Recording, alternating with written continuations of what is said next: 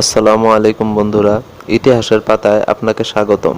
যদি আপনি জানতে চান পারমাণবিক বোমা কিভাবে আবিষ্কার হয়েছিল, তাহলে এই ভিডিও ডকুমেন্টারি আপনার জন্য।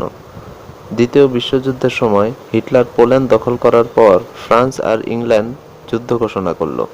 কয়েক মাসের মধ্যে নাৎসিরা ইউরোপ জুড়ে হামলা চালাতে শুরু করে এবং পারমাণবিক বোমা বানানোর সম্ভাবনা খতিয়ে দেখতে শুরু করে।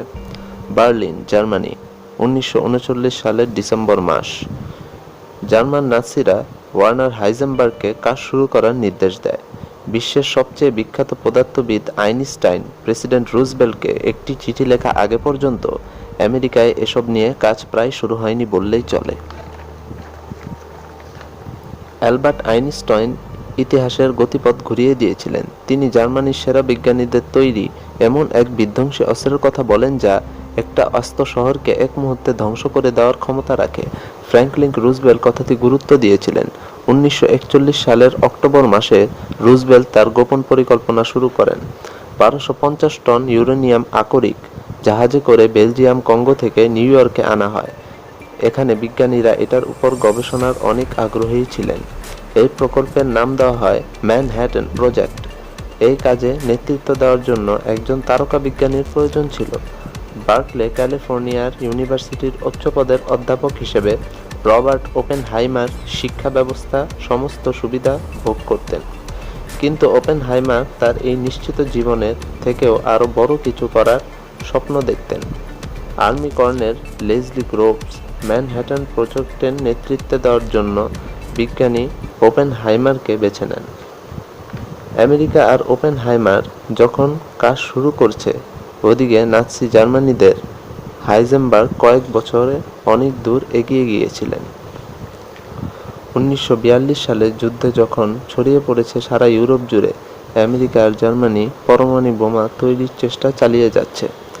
আমেরিকা ভয় পাচ্ছিল যে জার্মানরা আগে বোমা তৈরি করে ফেলবে, কারণ জার্মানিদের কাছে আছে ইউরেনিয়াম আর তাদের আছে বিজ্ঞানী হাইজেনবার্গ। 1942 সালে ওয়ার্নার হাইজেনবার্গই প্রথম বিজ্ঞানী যিনি পারমাণবিক বোমা থেকে অতিরিক্ত নিউট্রন তৈরি করতে পেরেছিলেন। তারপরের পরীক্ষার ধাপ ছিল বড় মাত্রার চেইন রিয়াকশন ঘটানো। বড় মাত্রার চেইন রিয়াকশন ঘটানোর সময় তা বিস্ফোরিত হয়। হাইজেনবার্গ এবং তার সহকর্মীরা একটুর জন্য মৃত্যুর হাত থেকে বেঁচেছিলেন এবং তাদের পুরো গবেষণাগার ধ্বংস হয়ে গিয়েছিল। কিন্তু যখন এই ঘটনার কথা আমেরিকাতে ছড়িয়ে পড়েছিল, তখন সবাই ভয় পেয়ে ভেবেছিল যে নাৎসি জার্মানিরা পরমাণু বোমা প্রায় বানিয়ে ফেলেছে। তখন কোনো কৃত্রিম উপগ্রহ ছিল না, আর জার্মানিতেও আমেরিকানদের কোনো গুপ্তচরও জার্মানিতে ছিল না। এটা ছিল একদম ভুয়া খবর, কিন্তু সবাইকে আরও সন্তুষ্ট করে তোলার পক্ষে তা যথেষ্ট ছিল। ওপেনহাইমারের উপর চাপ বাড়ছিল। তিনি পরমাণু বোমা কিভাবে বিস্ফোরণ ঘটানো যায় তা তিনি বুঝতে পারছিল না। অবশেষে তিনি একটা সমাধান করে, তার নাম হলো ইমপ্লোশন। এই ইমপ্লোশন দ্বারা পরমাণু বোমা বিস্ফোরণ করার মূল চাবিকাঠি। দ্বিতীয় পর্বে আমরা জানব হাইজেনবার্গের গবেষণাগার ধ্বংস হবার পর কি হয়েছিল, আর ওপেনহাইমারের ইমপ্লোশন দ্বারা পরমাণু বোমা বিস্ফোরণ হয়েছিল কিনা। ডকুমেন্টারিতে যদি আপনাদের ভালো লাগে তাহলে লাইক এবং শেয়ার করুন এবং বেশি বেশি কমেন্ট করুন। যদি নতুন হয়ে থাকেন তাহলে অবশ্যই সাবস্ক্রাইব করুন। Have a good day, take care.